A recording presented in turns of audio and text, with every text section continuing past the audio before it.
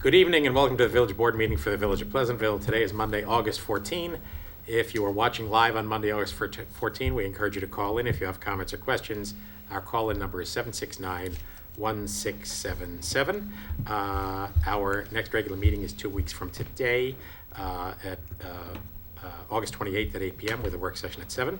And I want to remind everyone that at our first meeting in September, which is September 11, we have a public hearing regarding proposed amendments to the zoning code. Folks throughout the community are going to get a letter from the village reporting that, because there are some cleanup items in the zoning code that affect potentially everybody in the community. So it's a mass mailing. Fair to report, Patty? It's a mass mailing, yeah. Several thousand pieces of mail. Anyone who is interested in taking a look, you can go to our website at pleasantville-ny.gov, and there is a strike-through version of our zoning code that shows what's being changed and what's being added. It's not for me to assess how it affects anybody, but the core changes are mostly about changes here in the downtown district, particularly allowing 4-story buildings on the post office side of Memorial Plaza in that zone.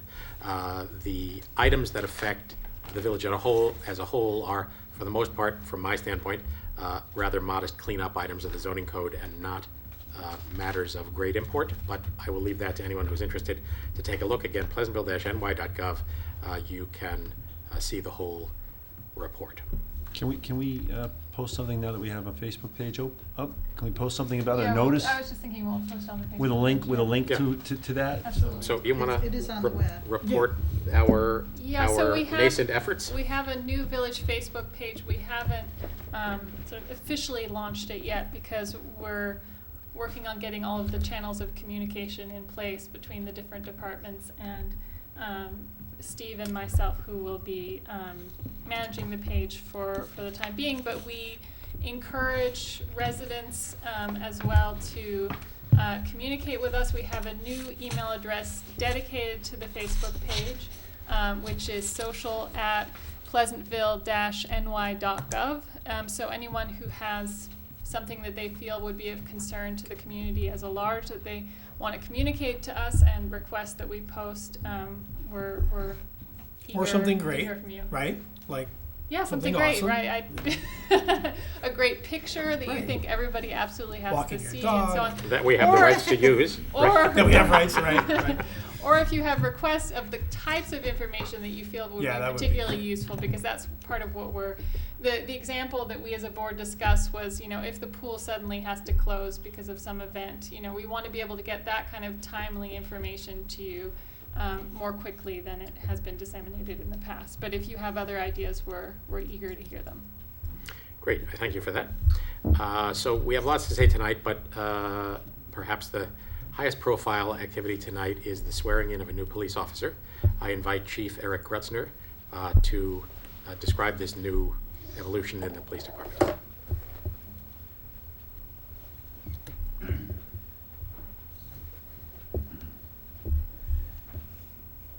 Good evening, Mayor Shearer, Village Trustees, Village Administrator Dwyer, members, family, and friends of the Pleasantville Police Department and the Pleasantville community. Tonight, before we begin with the introduction of our newest officer to the community, I would like to take a minute to announce a significant personnel change that is occurring in the police department. Our Detective Sergeant Jason Henkin will be retiring at the beginning of September. Jason was raised here in the village on Saratoga Avenue, and Jason and I met at the police academy. Over the years, as we have both received more and more responsibility in the department, my trust in him and my reliance on him have grown. If you know Jason, you know that his understated style and his differential nature. He's not the type to seek out accolades. Indira Gandhi famously said that there are two kinds of people in the world: those who do the work and those who take the credit. Jason is a personification of doing the work the right way without concern for those who get the credit. Everyone who has worked with or for Jason marvels at the wisdom of his words and his ability to maintain a positive outlook. Many times in the past, when I'm in the midst of a less than positive interaction with someone, I will try to channel Jason's calm and positive demeanor, and most times it works. He is literally one of the nicest people I have ever met. So Jason is not the type to enjoy the spotlight, so I didn't tell him that I was going to ask him to come up here and join me tonight. So Jason, if you wouldn't mind stepping up.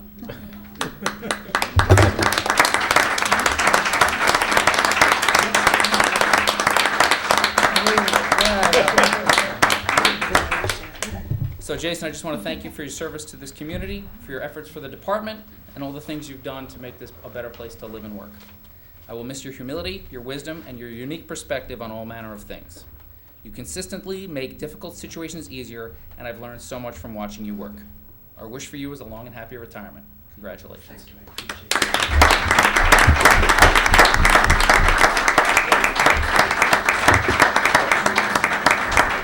Our true wish for you is that you don't retire. No, you don't. Thank you very much. Congratulations, Jason. Thank you. So, on to our new hire. Jonathan Smith is originally from upstate New York.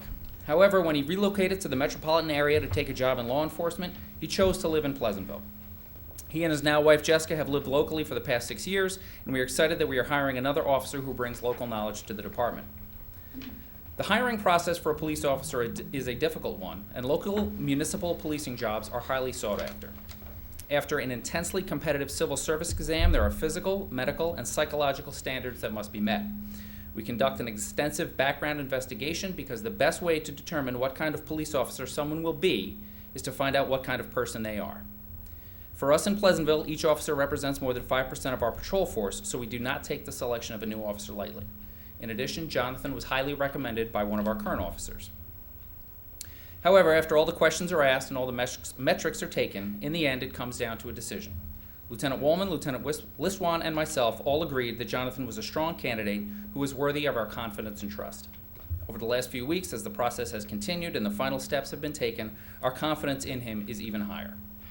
Jonathan has shown the intelligence, maturity, and makeup to be a very successful member of this department. We believe that this is the beginning of a long and mutually beneficial relationship.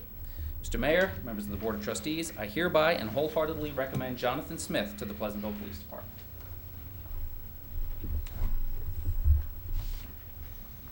Jonathan, if you and your wife would come on up, we would like to make you officer number 153.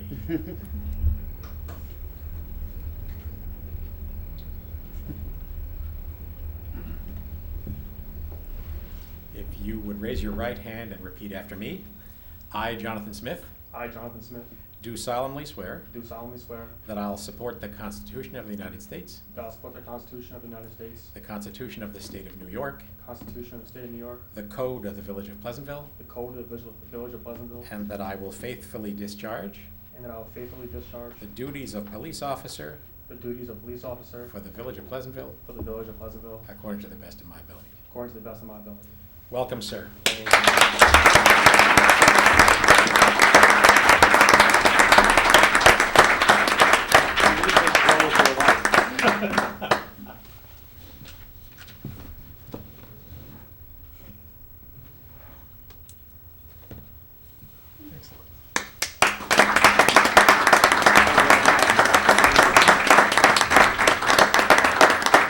Chief. Just Comment on- welcome. That'd be good. A picture for our Facebook Jonathan, we're gonna page. take your signature. Oh, you for did? both books. Good. That would be your opening thing. And I'll just take one more minute of everybody's time. A growing concern Congratulations, good luck to you. in Westchester County and around the state is the what we call vehicle break-ins. The term is a bit of a misnomer because most of the time the vehicles that are broken into aren't actually broken into. In fact, they're left open and unlocked, and people can come by, walk past, see that there's either valuables inside the vehicle or that there may be, and so they rifle through the cars. Our community, like many other communities, almost all communities in Westchester, have experienced a rash of these types of things over the last year to 18 months. We cannot stress highly enough how many locked vehicles these perpetrators will walk past to find an unlocked vehicle. So once these vehicles are broken into, they can be used to for all manner of things, and not the least of which is the threat to public safety that young, inexperienced drivers many times will have behind the wheel of a car trying to evade the police. These are dangerous situations. We've had these types of things occur right here in the village, so we would just ask the public's assistance in trying to be as vigilant as possible. Obviously, if there's anything suspicious in your neighborhood that you see, especially late at night, we'd love a phone call. But the easiest way to combat these situations is for people to secure their belongings. Many people leave their cars unlocked. Many people leave their keys inside the cars. Many people leave other car keys inside unlocked vehicles. So we're just asking the community's help in a little more vigilance and trying to make sure that you keep your vehicles locked to prevent these kinds of situations. Thank you, Chief. Thank you. Much appreciated.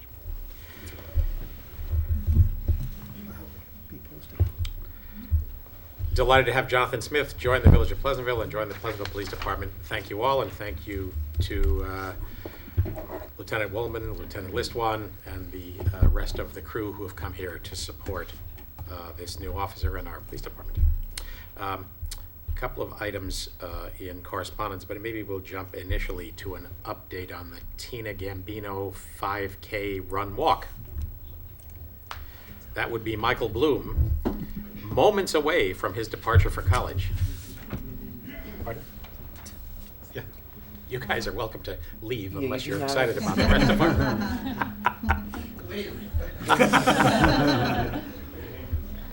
Thank you for that. All right, guys, thank you. Thank you. Thank you. Mark. Thank you. Welcome, Michael Bloom.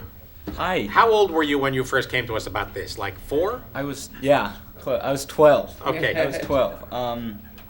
And I'm back again to ask to host the Tina 5K October 28th. It is this year.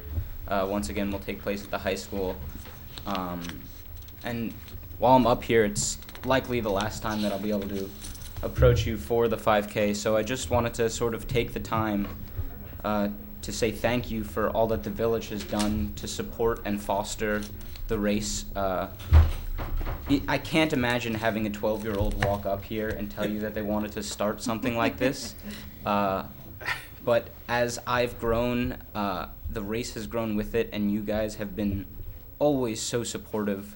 I want to thank the Gambinos, of course, and my parents, and the entire community for taking in this run as what once was just a really small idea and making it into what it is today. And I'm so proud to be connected to it and so sure that it'll continue to grow and change and stay with the community.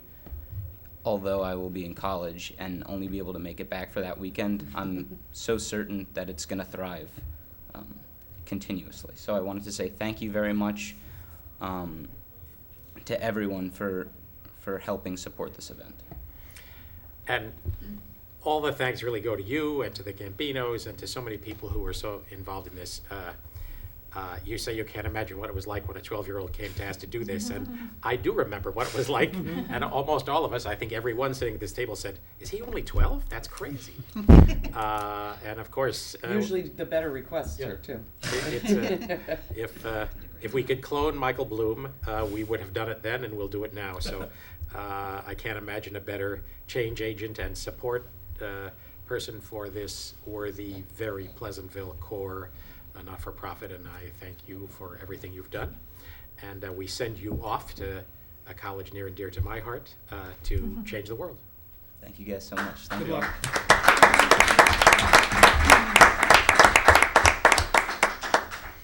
All right, so for those of you who didn't get that date, that's October 28. And what website should they go to? TinaGambino.org. TinaGambino.org. Get yourself... There'll be a link on it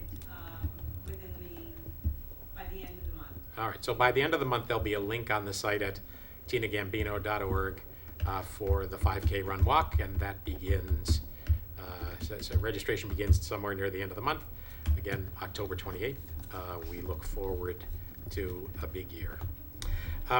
Couple of points of correspondence we have received, and I'll take the second one first, and that is we received a missive that we knew was coming and that we are unhappy about, and perhaps we should vote to reject, but probably can't. And that reads as follows: Honorable Mayor and Board of Trustees, dear Village Board, please accept this letter as formal notification of my intent to retire on or after February 12, 2018. Our hearts leapt on or after It's my hope that providing you with Thank 6 you. months' notice, there will be ample time to conduct a new search for a new village administrator. I will assist you in any way you deem appropriate with that process. I am beyond grateful for the opportunities and experiences that we shared. The respect and support provided by the board, my fellow employees, and the community at large made my work meaningful and joyful. It was truly an honor to serve the village of Pleasantville. Respectfully submitted, Patricia Dwyer.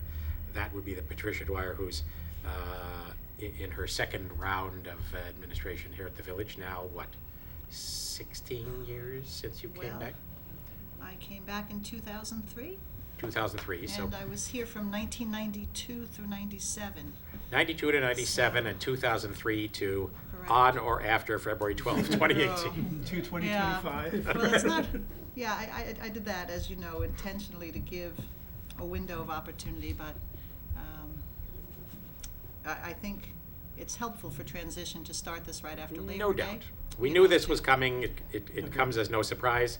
And I think we're in three-point position to begin the process of choosing your successor and doing so in a manner that provides some overlap so that you can hand over the reins to somebody who has had an opportunity to see how the wheels of the village actually turn. So That's not easy to do. I'm a control freak, as you know, Yeah. so. So there will be plenty more to say about Patricia Dwyer as the date of on or after February 12th approaches, and we look forward to that. But in the meantime, accept with a heavy heart the notice of pending retirement. Thank you. The other notification we received, that perhaps many of you have already seen, is that the Board of Education of the Pleasantville Union Free School District on Tuesday, August 1, passed a resolution that specifically addresses their concerns about vaping and tobacco sales. And it goes on with several whereases, and that resolution is up on their website at pleasantvilleschools.org. Is that right, Shane? NY, right? Pleasantville Schools. Right. pleasantvilleschools.org, I think it is. In fact, I'm looking here at the letterhead now, pleasantvilleschools.org. So under the Board of Education page at pleasantvilleschools.org, you can see the full text of this resolution, but it goes through a number of points referring to the potential risks to kids and young adults by the use of tobacco and vaping products.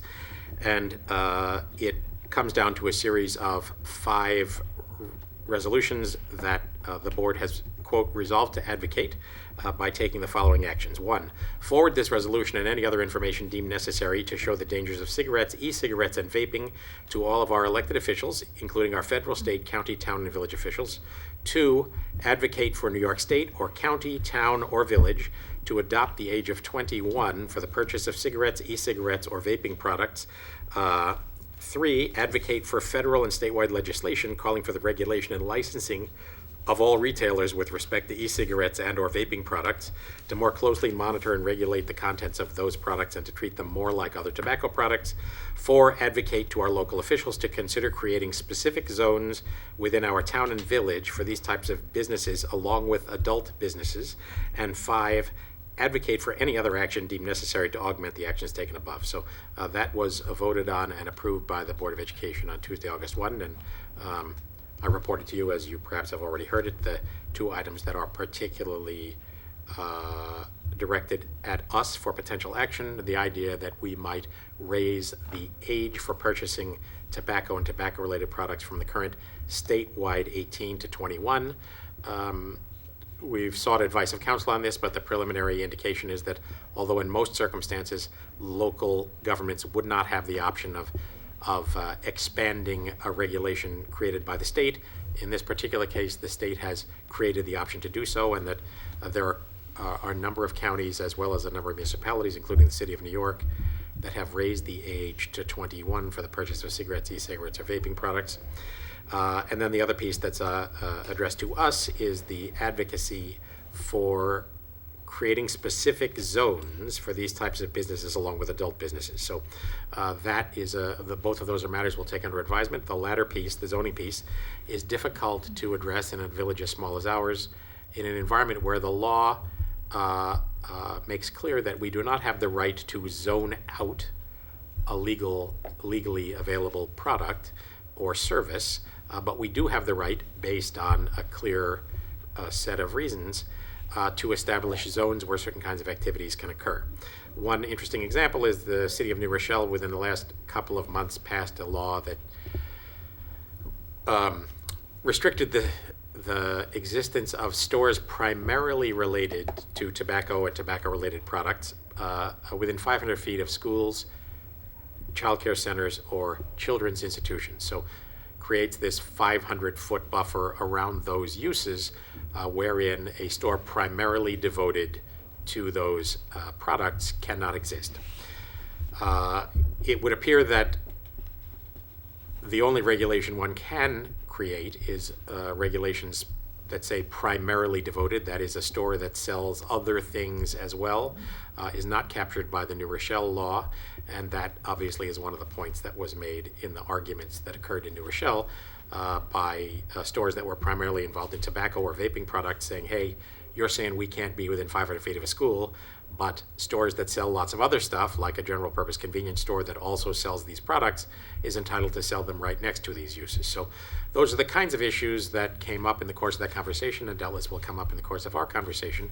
One of the problems we have, obviously, in a community as small as ours, with a commercial district that is as small as ours, it is difficult to identify that one place is better than another for uses that some folks would consider warranting a zoning quarantine. So, Can I just add Sure, something? please. Pleasantville Strong has an event scheduled for Wednesday, the 30th of August at 7 o'clock in the high school. The topics will be vaping, e-cigs, and the health of our youth. So for those who are looking for more information, to get some good solid statistics, we invite you to come out and join us for that evening.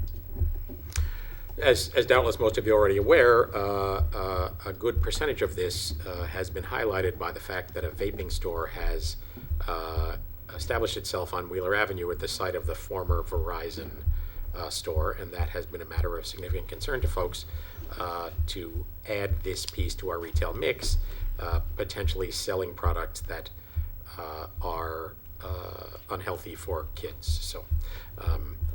Can I just mention something there Please, too, because yeah. this has come up a few times.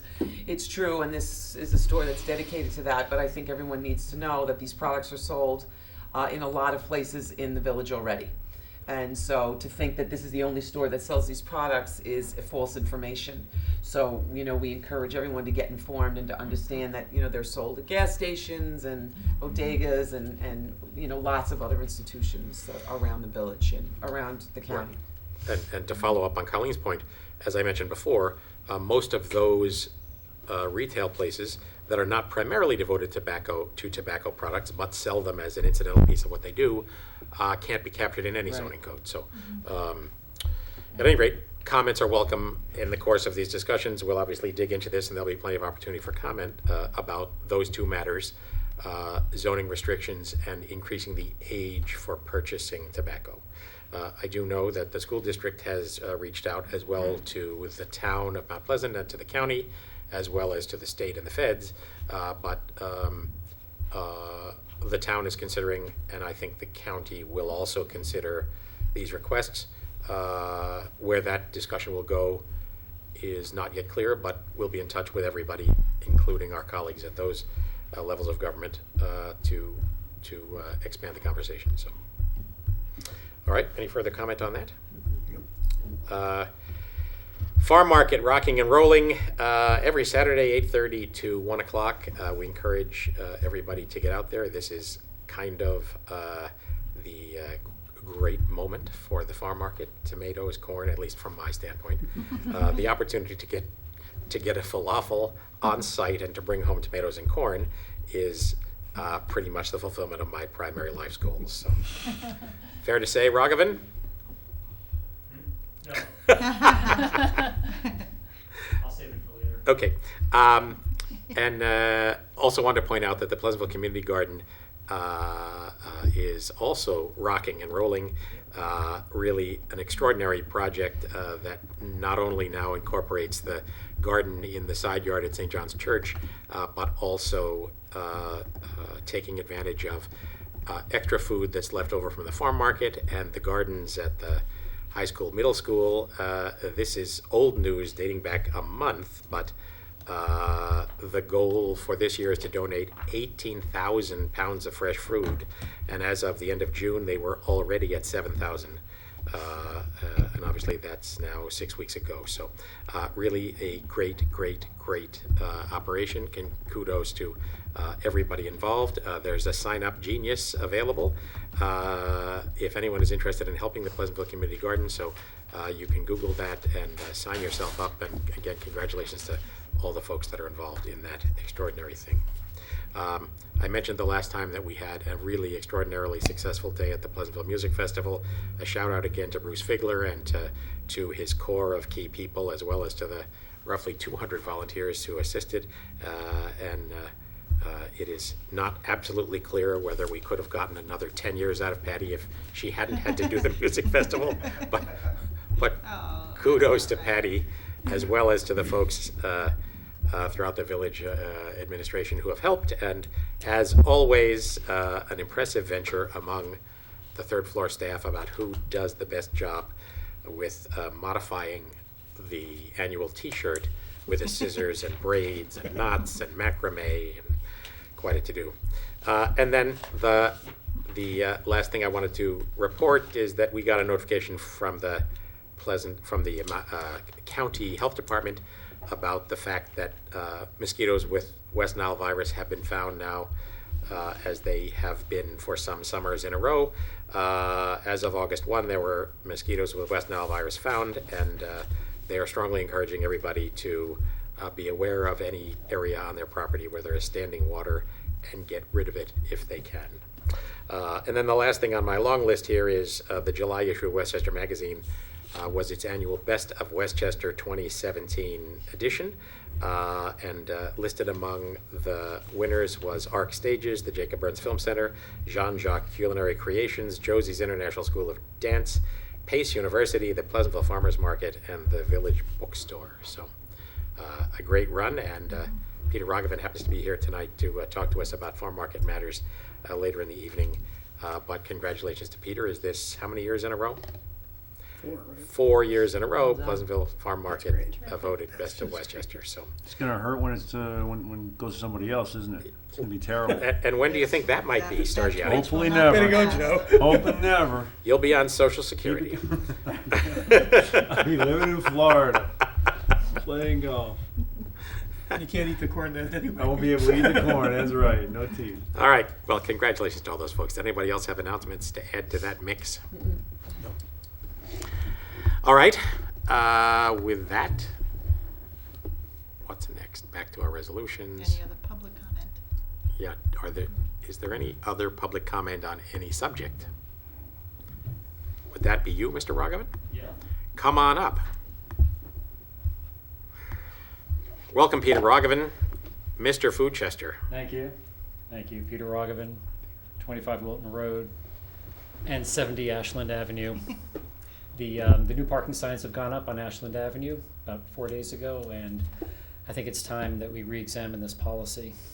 Would it be possible, I wasn't here for the meeting, I didn't get notice because I'm not getting my mail there, but the new parking policy shows no parking 7 to 4 except during July and August.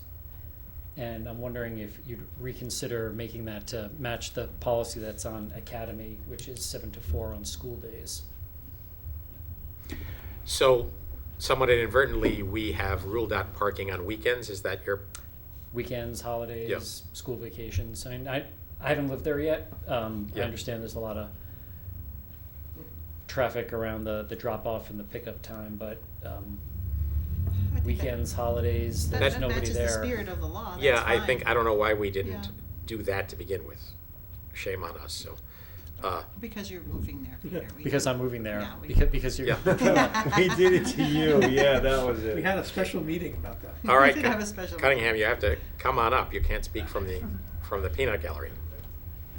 See, my personal You don't have lawyers to on run. the Take it board easy. too, actively defending No, I wasn't going to suggest that, but there are traffic issues on Ashland that are far bigger than this. So what I would recommend is that I'd like to talk with Peter and maybe some of the other neighbors on Ashland and come back to you guys with a more fulsome, so we're not doing this all ad hoc. So I can, happy to have that happen, have at it and let us know what you think. We, as you may know, are putting a speed hump on Sunnyside. Yeah, I know. We looked at the possibility of a speed hump on Ashland with a traffic consultant, and in the end, did not come back with a recommendation. Is that something you are, I asked, I heard of it. Look, I'm new there, so I don't, Mike? I'm new there and I don't know a lot. I'm just, sometimes I hang out there. Just to be clear, he hasn't even moved there yet. I haven't moved there yet. It's in construction. I'm there watching the construction Okay. and It's got a bigger presence there every day. Yeah. yeah, it's getting bigger. And I see people zipping down at, 35, 40 miles an hour. I mean, really, really fast. And I know that on school days, the speed limit on Ashland is 15 miles an hour. So I saw the criteria you said, and I think it was, the mean speed had to be within, at the 85th percentile of the speed limit. But I think you might want to relook at that. The few times that I've been there, which includes school days last spring, there's no way people are going 15 miles an hour on Ashland. People are using that as a cut through to get to ShopRite to avoid the traffic light at Broadway, and they are flying down Ashland. I don't clock them, but They are. like To address this topic a little bit, and Jonathan, to your point about not doing things ad hoc, I do think we made an error in saying, no parking except July and August, maybe it should be school days, something like that, and I don't disagree with that, but the whole focus of that was we were studying things having to do with school and kids getting to and from school and safety, and this intersection came up as an issue of a safety concern in terms of drop off and pickup, so we weren't really addressing the speeding or driving quickly, although that's part of it when you're talking about safety of dropping off kids. So we were really trying to address that, and so that's where this intersection came into play, and we're doing a no standing and no stopping zone so that people won't stop and jam things up and let their kids out of the car while other people are trying to zoom around and maybe hit somebody. So that's how that came up. But Jonathan, you might remember 2007-ish, when this issue came up, there was a discussion about possibility of a sidewalk up Nanahagan that we didn't do, and other speed calming devices on both Ashland and Nanahagan. And there was a lot of community conflict over this issue.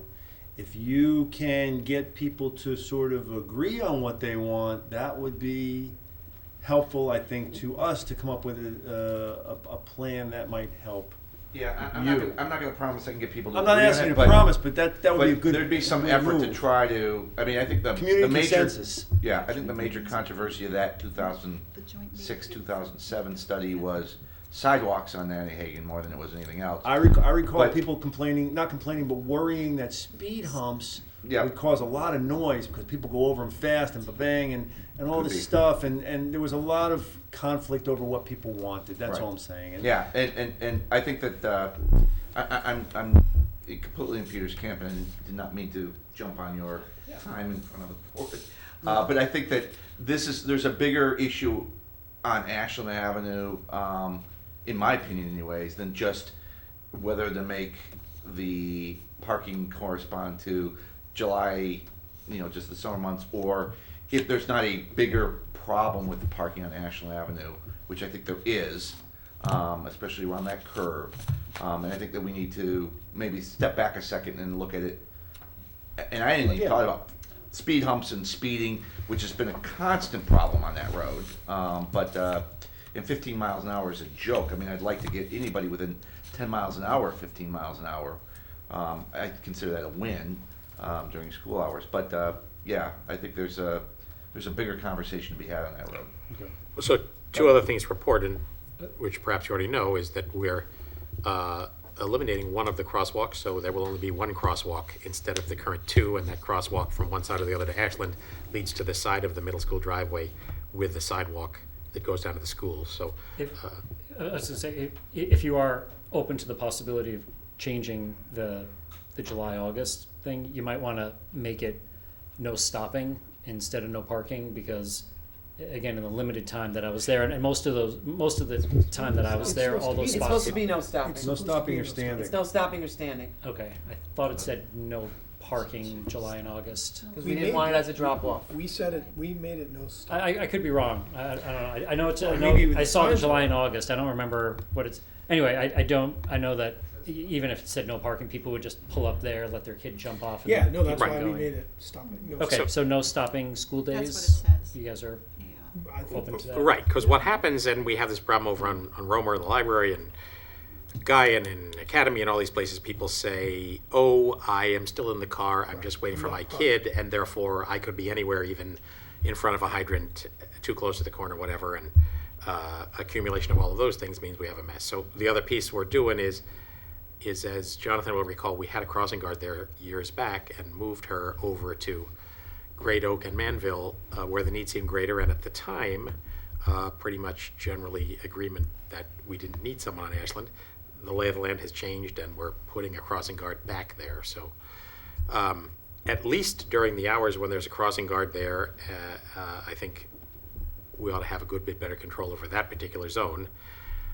Doesn't address obviously what people do before or after that intersection. So, happy to have any comment you might wish to make. The law that we passed, I'm looking at it, no stopping certain hours, Ashland Avenue, east and west side, 7 a.m. to 4 p.m. Monday through Friday, except July and August, 75 feet north and south of the intersection of the school access driveway. So that's the law that we passed, a couple weeks back. Yeah.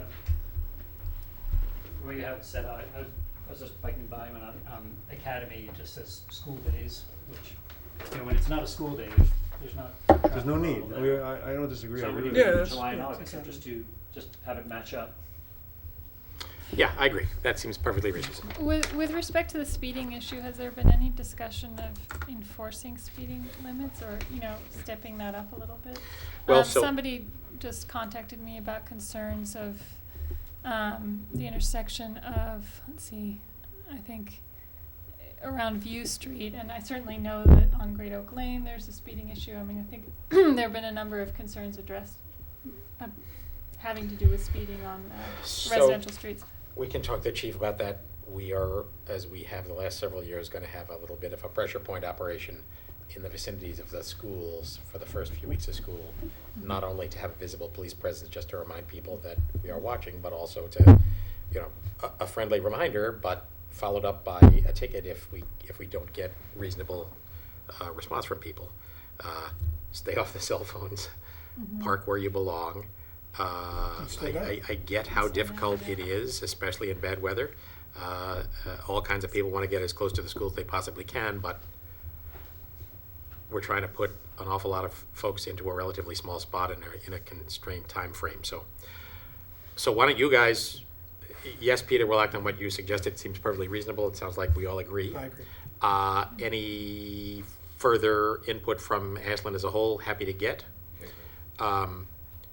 One of the issues we have about speed humps, which is why we engaged the traffic consultant, was first off to be sure that we were on solid ground and adding them in various places and not violating some other unknown, godforsaken rule of traffic, but also because we've had these requests from a whole lot of neighborhoods, and potentially, if one accepted all of them, first off, there's a significant cost impact to it, some disagreement on some streets about whether they want them, but secondly, you could end up with quite a proliferation of them where the community has a whole lot of them. So at the moment, we have a sort of a protocol set up whereby the direct routes to schools that have evidence based on the traffic data of a significant problem are obviously our first priority for these speed humps. So, But you have but the experience with the speed hump's been good, right? From Great. my perspective, the guy who They're not lives noisy, where right? where the speed hump is located in front of my house on Romer Avenue,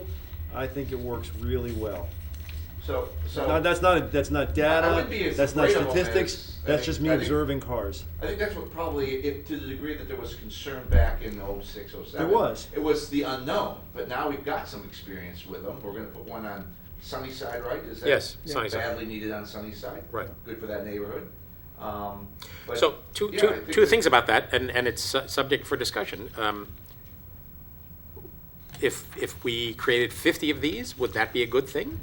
Or would that start to turn into a community where everywhere you go, you feel like you're You have to drive slow. stuck? So, What about considering other options, like the kind of thing that Phil Myrick was talking about, where you know, you have something that kind of juts out into the road a little bit, or other Right. kinds of signals to drivers to slow down. I mean, I Zebra think stripes. there Yeah. are alternative ways and of I think signaling. certainly Yeah.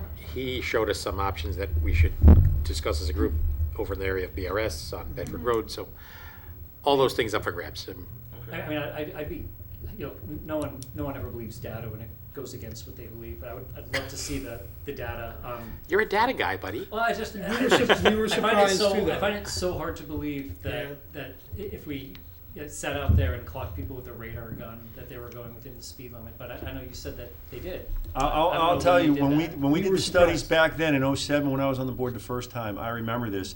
I was surprised, but the data came in that, you know, some small percentage of cars were really going over the speed, more than 5 miles over the speed limit, something like that. It just seemed, but on a slow road, on a small road, on a road like that, even 25 or 30 miles per hour can seem fast. That seemed to be what our professionals were telling us. People observing them felt like the cars were going fast, but when you clock them, they're doing 25, 30 miles an hour, maybe.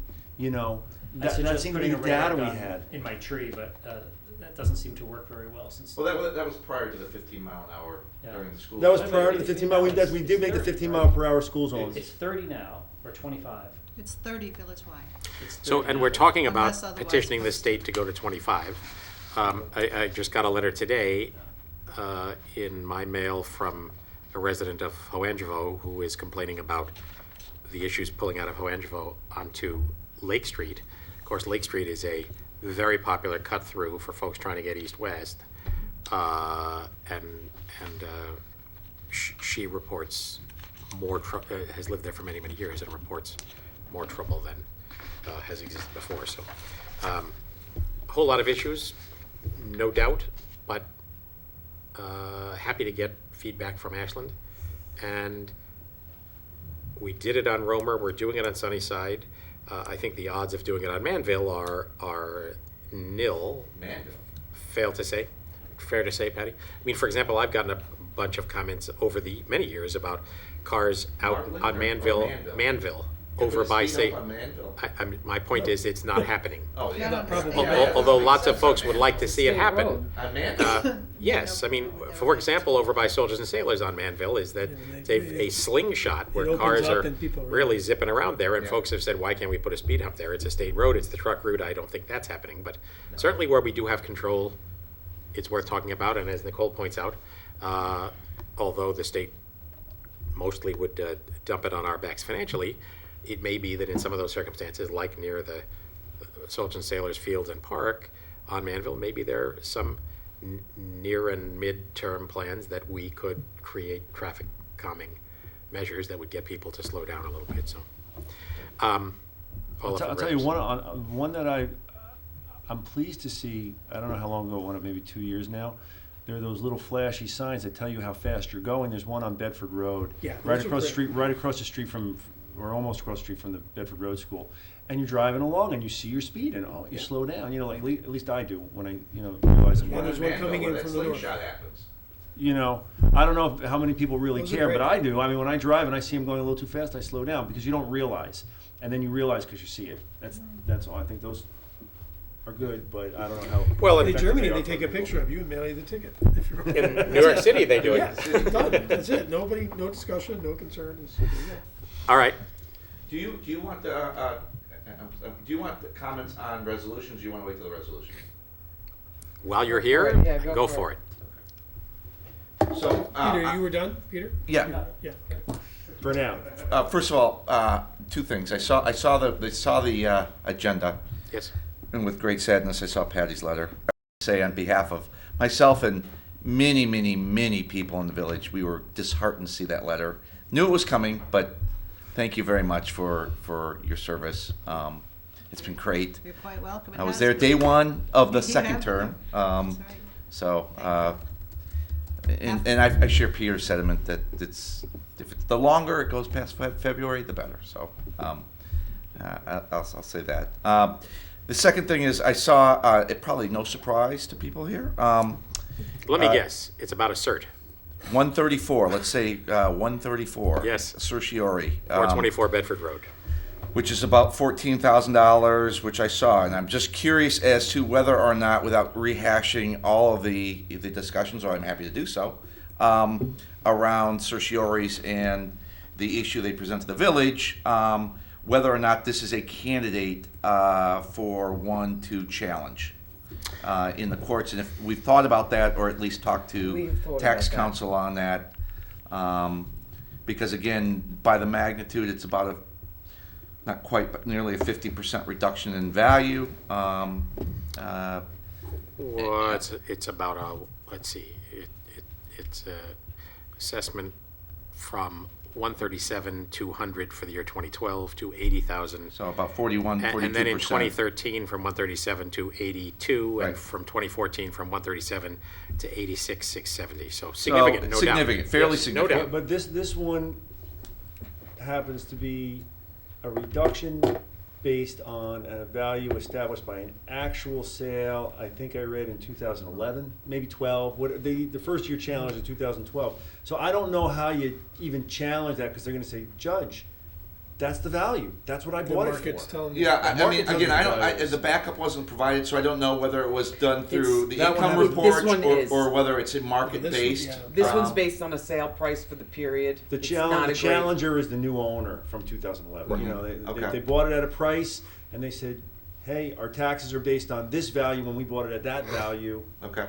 But Fair we enough. I have don't know if been it's- looking for. Yeah, we are looking. Yeah, I just, Yes, we me too. continue. We're looking Yeah. at the right one. We're all looking for it. Yeah. So as So- you remember, You know, we'll find it. as I mean, you it's gonna know, come one of these days. I saw 14 grand, thought this was small enough that, you know, if it fit, Yeah. so I thought I'd come and ask the question. Thanks, Joe. each of these cert cases, as you know, come with a backup, generally rather detailed letter from Judd Siebert, who is our tax cert attorney, indicating the nature of the negotiation and his advice on whether or not to settle, and if so, at how much. That doesn't get included in the public backup because it's confidential Correct. advice of counsel, especially in a circumstance where that advice of counsel might in the end be advising us in a matter where there were further legal entanglements. So, but that said, appreciate, as we did then and do now, the Jonathan Cunningham tax cert Hawkeye. The only thing I will say about that for the public's benefit is every one of these tax certs come with that letter from our tax assessor. Yes. Because he is trying to protect us. The odds of winning one of these, in his eyes and in the eyes of the court, aren't great. So he always looks to protect the village. My gut feel is that nobody's challenged it on these bases. It's gotten so ridiculous that even defies common sense, and that and we had this discussion the last time where there's a certain momentum and inertia that goes to these recommendations, and at some point somebody's going to stand up and say, guys, this is absolutely kooky. We need the judicial system to step in, provide their role as a check and balance in the system, and we need to expect them to do their job. And if 60% of market value isn't enough, or 50% of market value isn't enough to wake them up, then we got bigger problems. So I mean, as you know, this is a massively tangled problem where in some cases the income method for a commercial property produces an implied value that is substantially less than someone actually paid for a building. I would say almost every And instance. those are particularly galling, obviously, for those who sit here. And the core of that, as you have argued articulately many times, is based on this unreasonably high, especially in the current environment, this unreasonably high presumed investors' return on their capital. Correct. Yep. Which kind of is living in La La Land. 20 years ago. Correct. I can tell you, perhaps I was last year and again this year the legislative chair for the Westchester Municipal Officials Association, and assisted in putting together and then taking to Albany the the Westchester delegation pitch for specific items that we wanted to be addressed in state law, and this was on there. Okay. And we went through it in some detail. I have to say, I was less than optimistic that it was a matter of much interest. I say for who? for our Senate and Assembly delegation. I say that in part because there are lots of things on the list, and I think many of them perceive there are bigger fish to fry.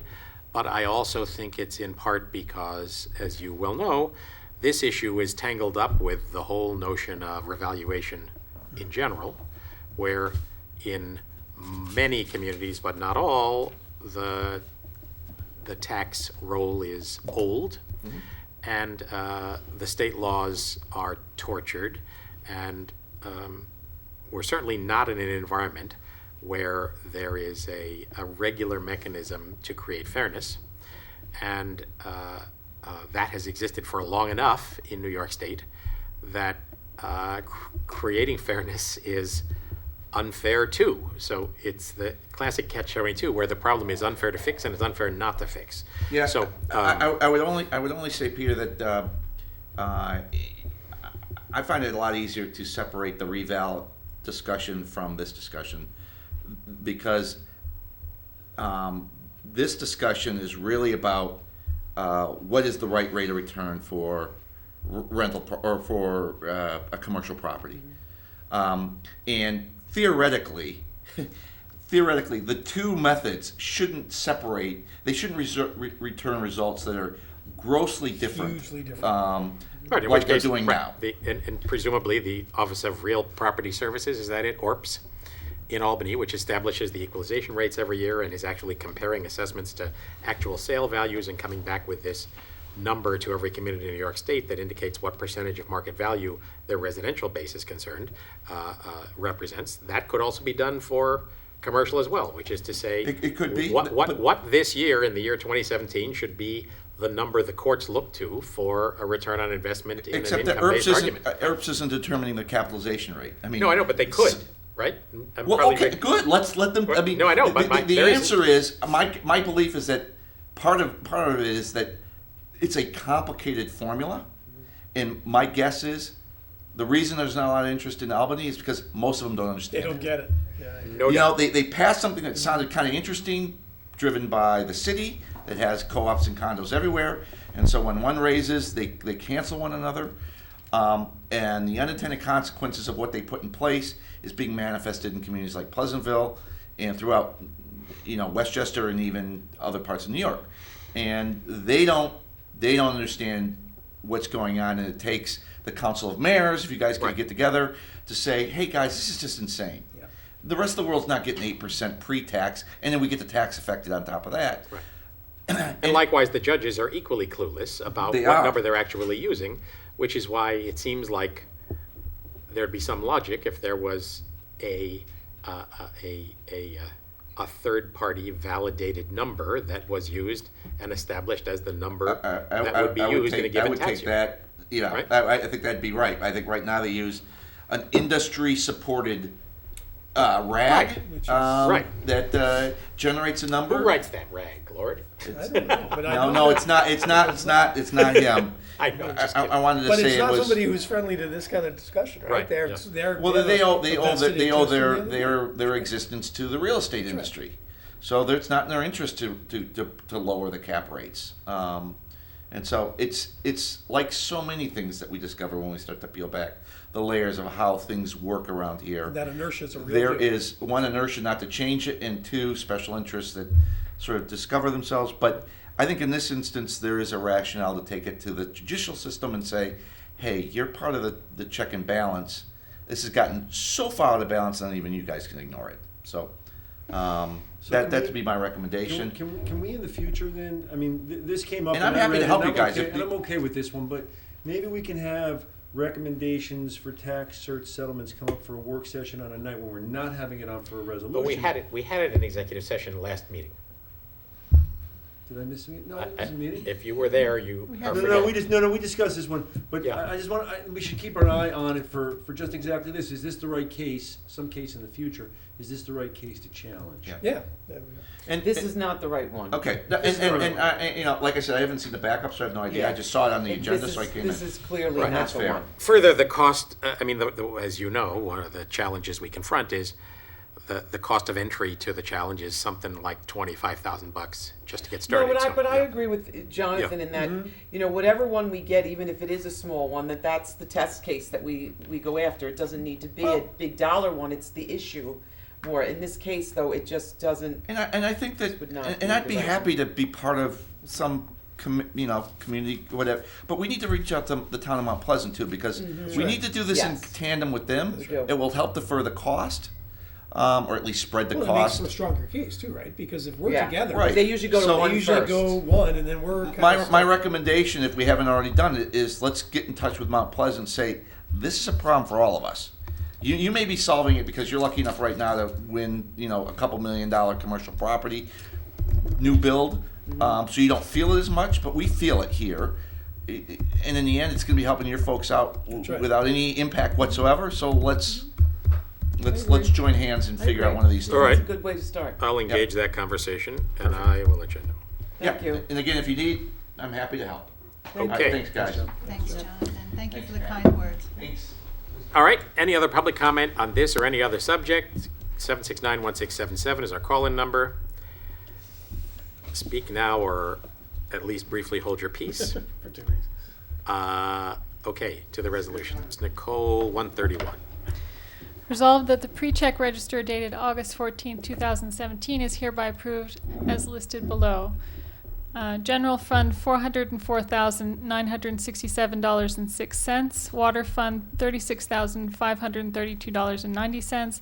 Capital Fund, $56,188.64.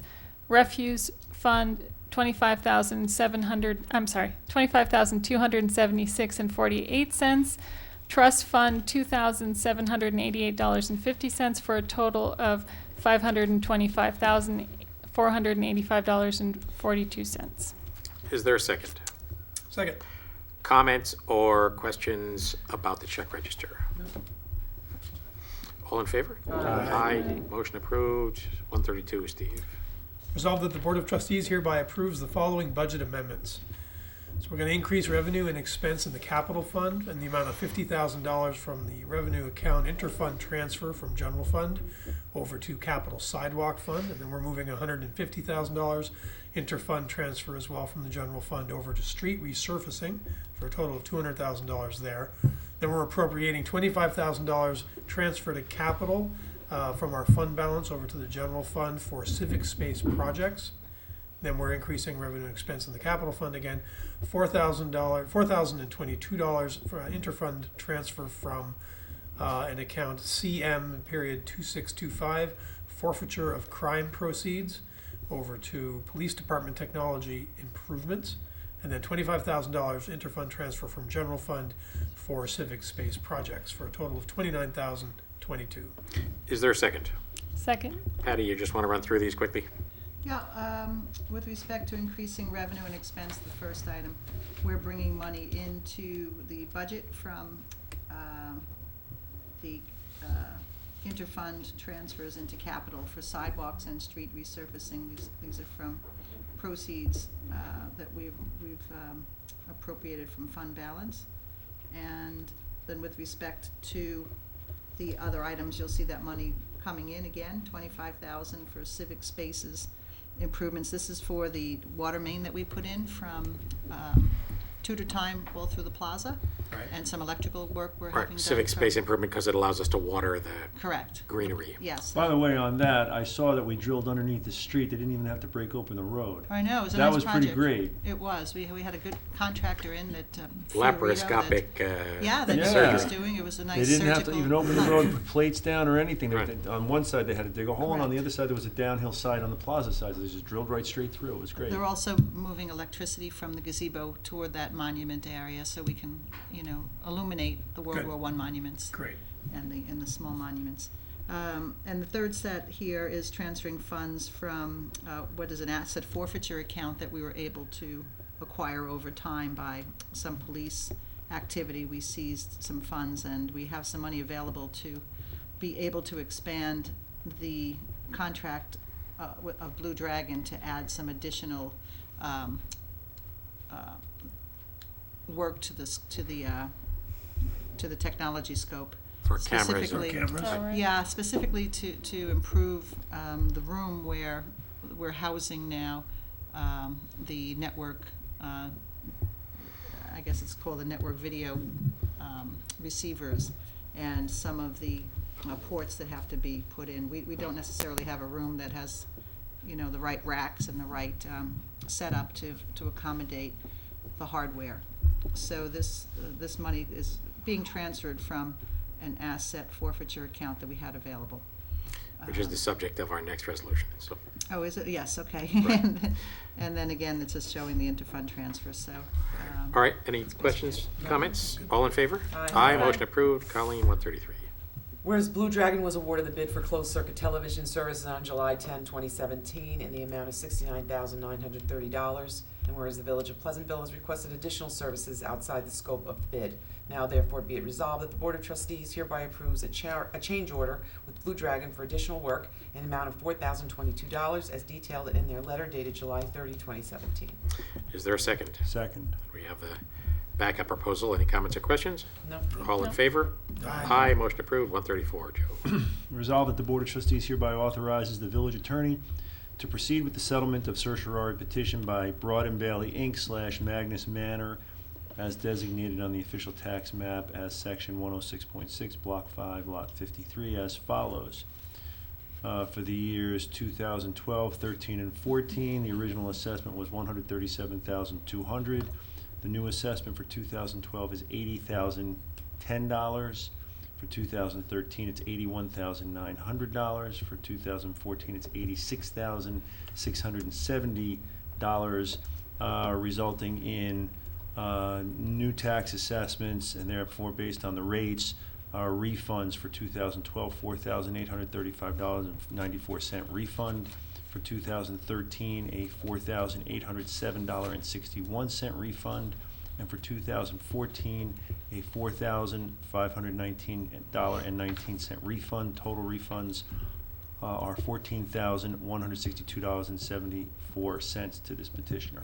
Is there, And further, sorry, go ahead. And further resolved that the village treasurer is hereby authorized to issue the applicable refunds in the amount of $14,162.74 to the petitioner's attorney upon receipt of an executed order from the court. Is there a second? Second. So this is the matter Jonathan was referring to, and a matter that we discussed based on a memo from our legal counsel at an executive session last week. The property in question is the apartment building on the corner of Bedford Road and Tompkins, just to the right of Beecher Fluke's Funeral Home. Any comments or questions? All in favor? Aye. Aye. Motion approved. 135, Nicole. Resolved that the Board of Trustees hereby authorizes the village administrator to execute a revocable license agreement with the property owners of 559 Washington Avenue for use of a strip of land on the village's right-of-way at 559 Washington Avenue for a driveway. Is there a second? Second. Patty, you want to describe this? Sure, this parcel is just north of the Toll Brothers site. It's owned by the Vinjamoris. They were the subject of a planning commission review for use of right-of-way for off-street parking, which is very typical on Washington Avenue.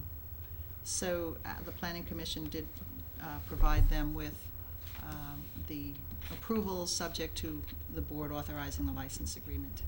Okay. So not that it makes a difference, but isn't this more of a parking space rather than a driveway? In other words, the driveway comes straight down, and I'm familiar with the house, comes straight down from the garage down to the street, just like everybody else's. But then there's this additional space. It's not really, I mean, it's connected obviously to the driveway, but it's not really the driveway, it's more of a parking space. And I don't know that it makes a difference in the resolution, but I think that's what we're really talking Yeah, about, well, right? on the easement, we'll have an But attachment because based that's on- in the right-of-way, right? Yes, it's correct. It's more appropriate to call it a parking space. We can leave the resolution alone. I mean, I just wanted to make sure we all understood what we were Yeah, talking that's about. Right. So, I mean, it's been reviewed by the planning Thank you. commission, and this is the It result has. of their determination. Correct. So, all in favor? Aye. Motion approved. 136, Steve.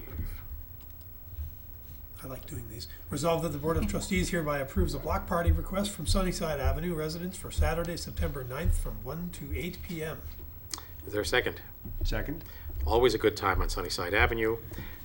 All in favor? Aye. Aye, motion approved. Currently 137. Resolved that the Board of Trustees hereby approves the minutes of the meeting held on July 24, 2017.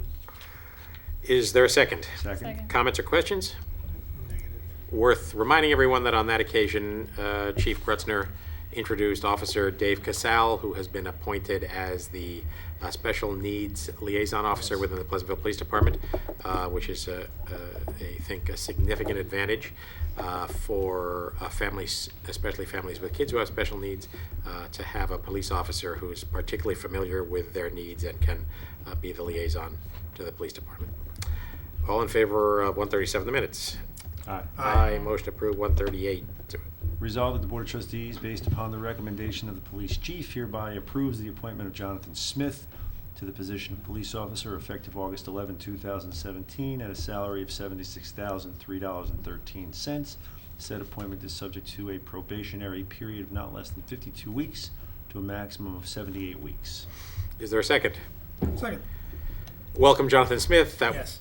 He, as those of you who've been with us the whole time, we had a swearing-in ceremony at the beginning of the evening. We're delighted to welcome him. All in favor? Aye. Aye.